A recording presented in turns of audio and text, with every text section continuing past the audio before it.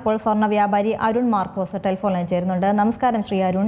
ഈ സ്വർണ്ണവില ഇങ്ങനെ കൂടിക്കൊണ്ടിരിക്കുന്ന ഒരു സമയമായിരുന്നു കഴിഞ്ഞ ഈ കല്യാണ സീസണായ ചിങ്ങമാസത്തിലൊക്കെ നമ്മൾ കണ്ടത്. ഈ 2 ദിവസം കൊണ്ട് കുറച്ചൊന്ന് വില കുറഞ്ഞു വരുന്നുണ്ട്. അത് ഒരു ശുഭപ്രതീക്ഷ തന്നെയാണോ ഒരു സ്വർണ്ണ വ്യാപാരി എന്ന നിലയ്ക്ക് താങ്കൾക്കുള്ളത്? അതായത് ഇന്ന് ഇപ്പൊ വില കുറഞ്ഞ കഴിഞ്ഞ ദിവസം സംസാരിച്ചപ്പോൾ ഞാൻ പറഞ്ഞിരുന്നു, ട്രംപിന്റെ US പ്രസിഡന്റ് ട്രംപ് ഫെഡറൽ റിസർവിന്റെ പലിശ നിരക്ക് 0.5% കുറയ്ക്കണമെന്ന് ആവശ്യപ്പെട്ടിട്ടുണ്ടായിരുന്നു.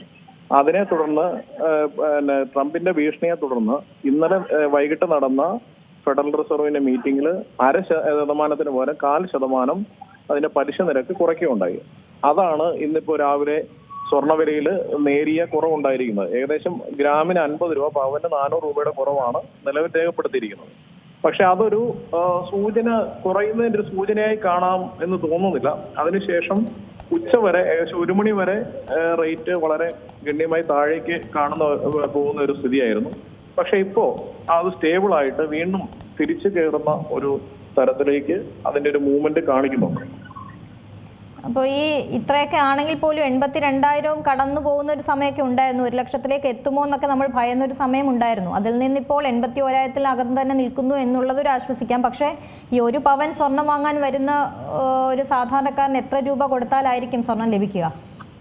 1 പവൻ വാങ്ങാൻ വരുന്ന ആളുകൾ സാധാരണ വലിയ ജ്വല്ലറികളിലൊക്കെ 90,000-ലധികം രൂപ നൽകിയാൽ മാത്രമേ ഇപ്പോഴത്തെ ഒരു സമയത്ത് സ്വർണം ലഭിക്കുകയുള്ളൂ. ചെറുകിടക്കാരായിട്ടുള്ള ജ്വല്ലറികൾ അതിലും താഴെ 90 താഴെയൊക്കെ നിലവിൽ ലഭിക്കുന്ന ഒരു സ്ഥിതിവിശേഷമുണ്ട്. പക്ഷെ ഉപഭോക്താക്കൾ ഈ വിലയുടെ വർധനവ് കണ്ട് ഭയന്ന് കടകളിലേക്ക് എത്തുന്നതിന് മടിക്കുന്നുണ്ട് സ്വർണം വാങ്ങുന്നതിനായി. ഇപ്പൊ കൂടുതൽ ആളുകളും സ്വർണ്ണക്കടകളെ ആശ്രയിക്കുന്നത് സ്വർണം വിൽക്കുക എന്നുള്ള ഒരു തരത്തിൽ. എങ്ങാനും വില കുറഞ്ഞു പോയെങ്കിലും ഇത്രയധികം രൂപ മൂല്യമുള്ളപ്പോൾ വിറ്റ് അത് വേറെന്തെങ്കിലും തരത്തിലേക്ക് മാറ്റാം എന്നുള്ളൊരു ചിന്താഗതിയിലാണ് ആളുകൾ ഇപ്പോൾ നിലവിൽ നിൽക്കുന്നത്. അതാണ് ഈ സ്വർണത്തിൽ ഏറ്റവും കൂടുതൽ മലയാളികളാണ് സ്വർണം വാങ്ങുന്നതെന്നുള്ളത് നമുക്കറിയാം. അപ്പോൾ ആ ഒരു ചിന്താഗതിയിൽ മാറ്റം വന്നു തുടങ്ങിയിട്ടുണ്ടല്ലേ? അത് പക്ഷേ സ്വർണ്ണ വ്യാപാരികളെ സംബന്ധിച്ചൊരു ശുഭസൂചനയല്ല അല്ലേ? വ്യാപാരികളെ സംബന്ധിച്ച് ഒരു വലിയ ആശങ്കയാണ്. കേരളത്തിലെ ആളുകളാണ് ഏറ്റവും കൂടുതൽ സ്വർണം വാങ്ങുന്നത് എന്നുള്ളതല്ല, കേരളത്തിലെ ആളുകളാണ് ഏറ്റവും കൂടുതൽ സ്വർണ്ണാഭരണങ്ങൾ ധരിക്കുന്നത്. സ്വർണം വാങ്ങുന്ന ആളുകൾ കേരളത്തിന് പുറത്തേക്കുള്ള പല സംസ്ഥാനങ്ങളിലും വളരെയധികം ഉണ്ട്. ഗുജറാത്ത് പോലെ അല്ലെങ്കിൽ വേറെ പല സംസ്ഥാനങ്ങളിലും സ്വർണം വളരെയധികം നമ്മൾ ഉദ്ദേശിക്കുന്നതിനേക്കാൾ കൂടുതൽ ക്വാണ്ടിറ്റി മേടിച്ചു വെക്കുന്ന ആളുകളുണ്ട്. പക്ഷെ അവരൊക്കെ ഒരു നിക്ഷേപം എന്നുള്ള നിലയിലേക്കാണ് ഇത് വാങ്ങി വെക്കുന്നത്. കേരളത്തിലാണ് ആളുകൾ ഇത് ധരിച്ച് കൊണ്ട് നടക്കാനായിട്ട് ആഗ്രഹിക്കുന്നതും ഒക്കെ. പക്ഷെ അതിൽ നിന്നെല്ലാം ഈ പുതുതലമുറയിൽ ഒരു വലിയ മാറ്റങ്ങൾ ഉണ്ടായിട്ടുണ്ട്.